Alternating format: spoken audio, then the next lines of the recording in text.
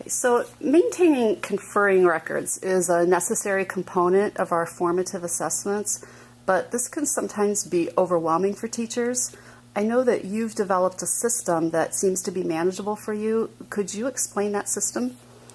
Sure, and I'd agree with the sentiment that it's a pretty overwhelming task. It's something that is very much a work in progress for me.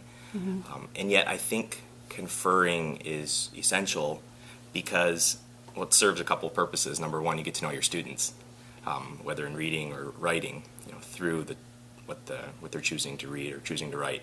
And then the second purpose that it serves is to have a kind of a global take on how's the class doing as a whole with this particular unit. So though it's definitely overwhelming and though I have a very imperfect system, I still continue doing it because I see the value in it.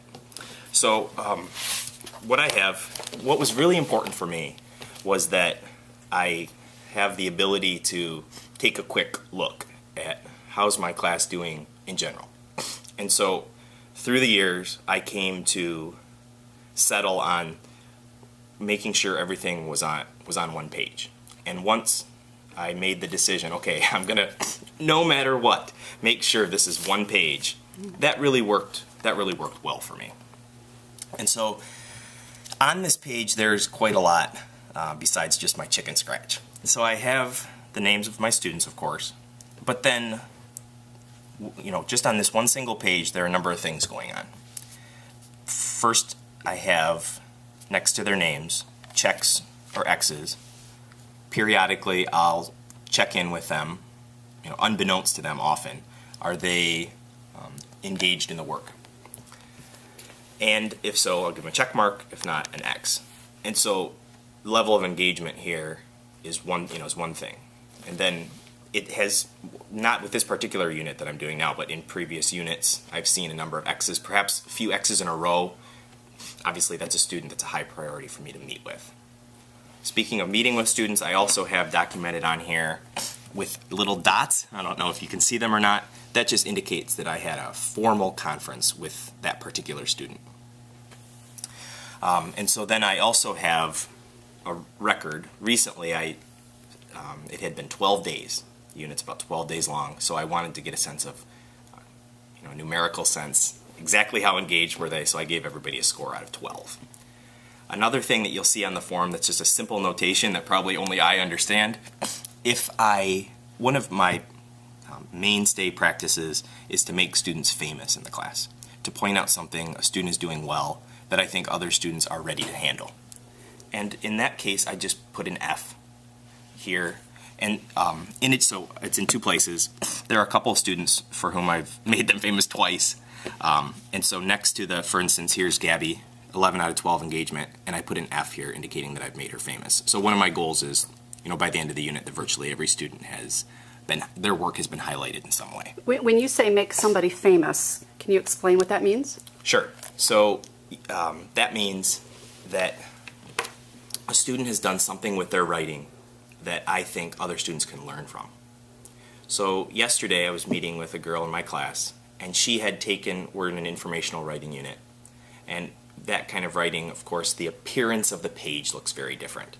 And so it's really important that a writer is not only thinking about the content of what they're writing, but also how it's laid out on the page.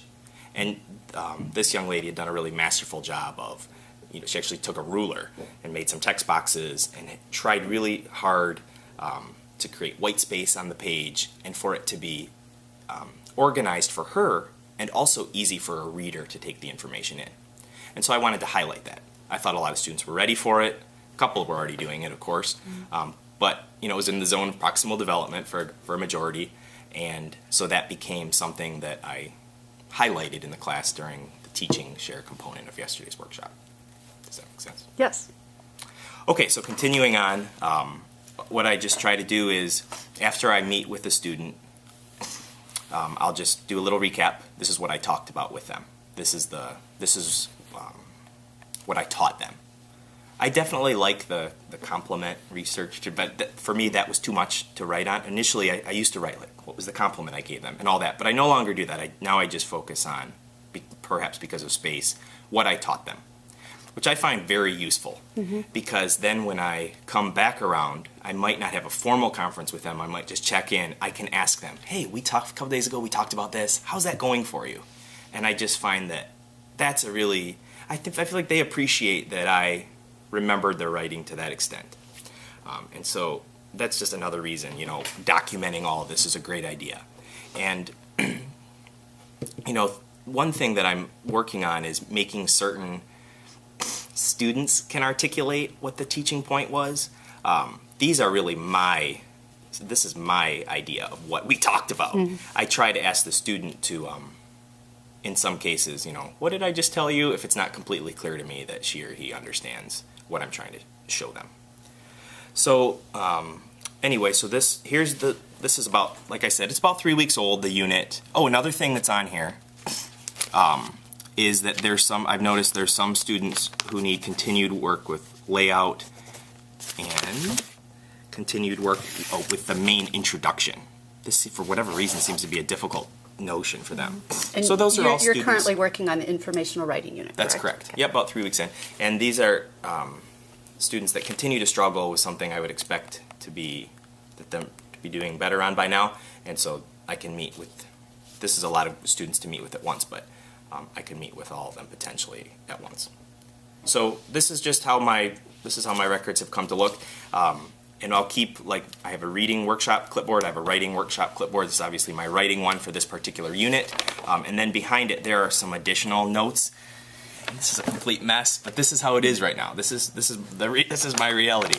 So this is one thing that I do, you know, as I go. At the top, this just says mid and share. These are ideas for possible mid workshops that day or another day. Then these are different things the students have done previously that I might refer to. But again, even as I took notes, you can see on the students' work here, must have been some kind of exit pass. Perhaps we'll get to that later. I like for it all to be in the same spot, because that helps me decide what does the class need next, not just what does the one child need next. So within here too, I have a lot of different passes, different things that I can refer to during a conference. So I've stopped the students, you know, at points to ask them about their writing, and if I'm looking for something to talk to the student about during the conference, this is prime for me to say, well, I notice, you know, you wrote on here, are you still working on that, and so on. So I like it all to be in one spot. This is what's sort of working for me presently.